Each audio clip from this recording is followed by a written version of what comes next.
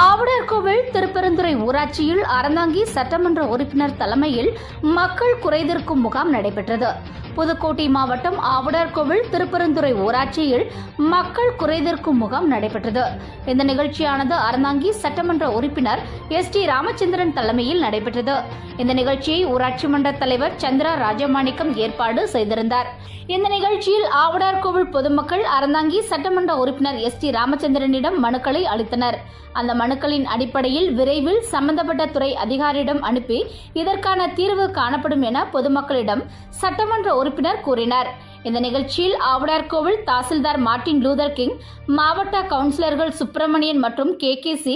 ராமநாதன் மற்றும் ஆவுடையார்கோவில் வட்டார காங்கிரஸ் தலைவர் கூடலூர் முத்து, அறந்தாங்கி காங்கிரஸ் வட்டார தலைவர் எம்.கே. முருகன், அறந்தாங்கி காங்கிரஸ் நகர தலைவர் கிருபாகரன் மற்றும் அறந்தாங்கி தொகுதி இளைஞர் காங்கிரஸ்